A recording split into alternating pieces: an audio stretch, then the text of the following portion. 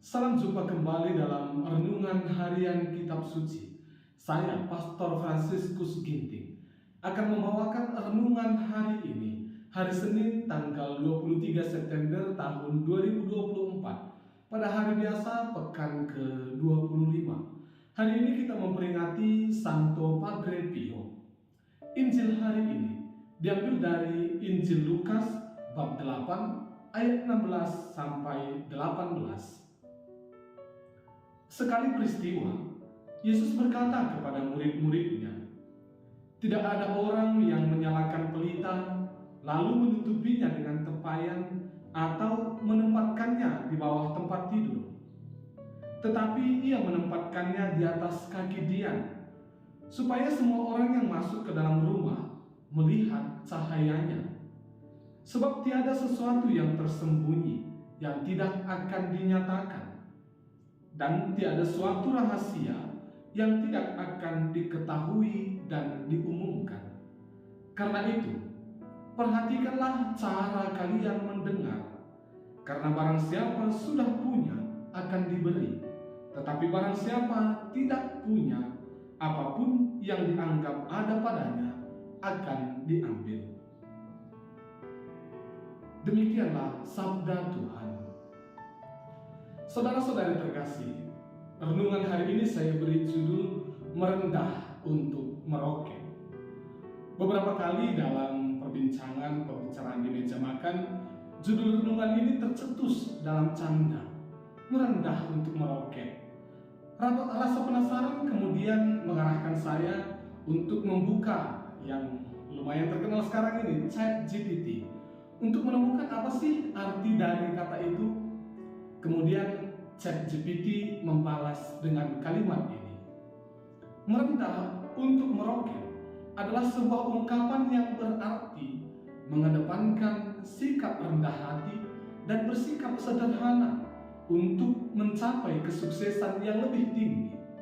Artinya, dengan tidak menyombongkan diri dan belajar dari orang lain, kita dapat memperoleh pengalaman dan pengetahuan yang lebih, sehingga mampu meraih pencapaian yang lebih besar di masa depan. Sikap merendah ini seringkali membuka jalan untuk peluang baru dan kolaborasi yang bermanfaat." Merendah untuk meroket menurut ChatGPT ini adalah konteks dalam self-empowerment yang mendukung seseorang untuk mengembangkan diri dan pribadinya. Bagaimana dengan hubungan dalam Injil hari ini? Apakah merendah untuk meroket itu bisa diterapkan? Injil hari ini tentang pelita yang ditempatkan di atas kaki dian. Sabda Yesus bahwa pelita itu harus dinyalakan dan kemudian ditempatkan di atas kaki dian. Sabda Yesus ini bisa kita renungkan dengan menyadari bahwa setiap orang yang sudah percaya kepadanya dan kepada keselamatan yang dibawanya sudah merupakan pelita yang bernyala. Dan pelita bernyala itu tidak patut ditutupi dengan tempayan atau ditempatkan di bawah tempat tidur. Pelita itu harus berpengaruh, menerangi yang ada di sekitarnya. Ini mengandaikan bahwa setiap orang beriman dipanggil juga untuk menjadi saksi, bersaksi untuk berpengaruh. Saudara-saudara terkasih, bersaksi tidak sama dengan pamer. Pamer lebih terarah pada diri sendiri.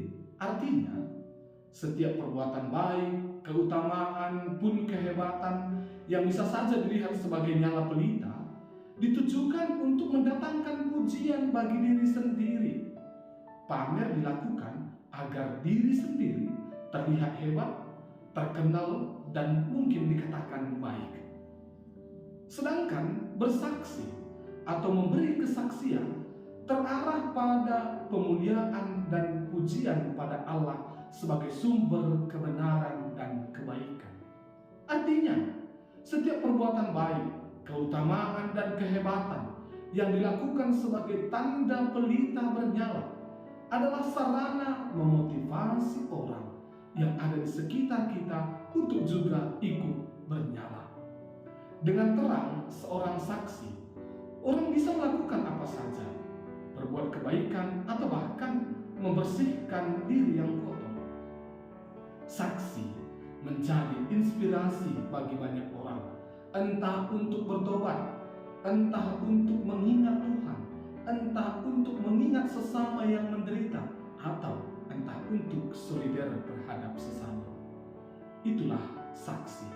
Maka pelita atau saksi itu, pelita yang bernyala, harus ditempatkan di atas kaki dia.